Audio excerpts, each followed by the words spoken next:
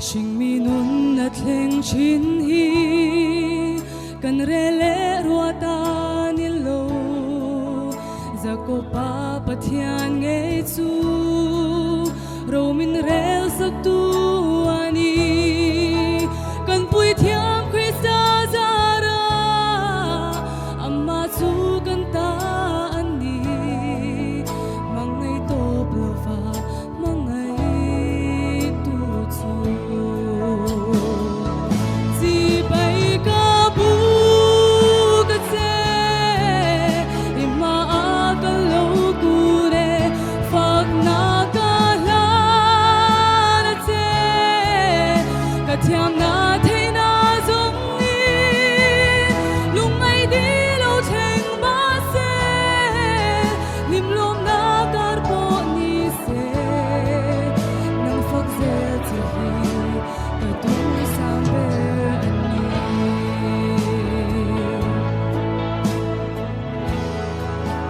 nang fak na lan lo che in chi bai buk lo che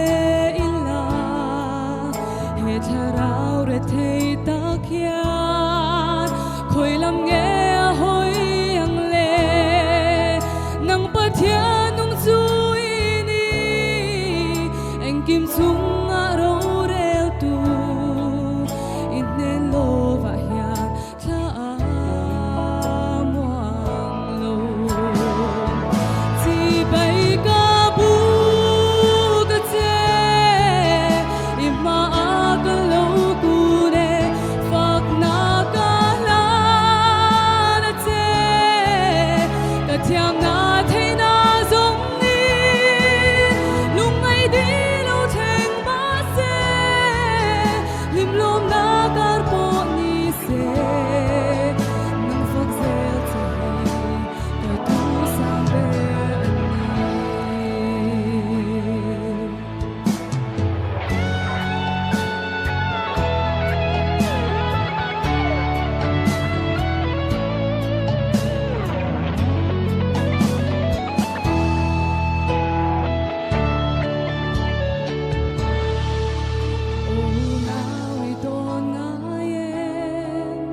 Sing mi kan lo pian san hi asyam tu chi bai bu ka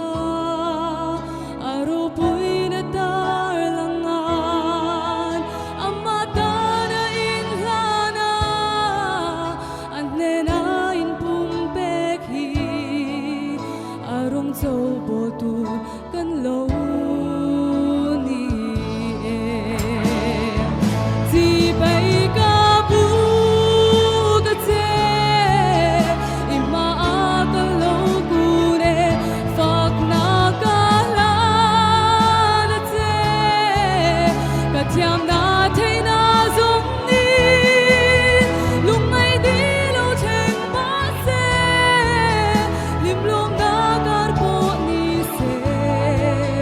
nang fak se che hi ka tu sam be ani nang fak se che hi ka tu sam be ani afak lalal pan ma som ro se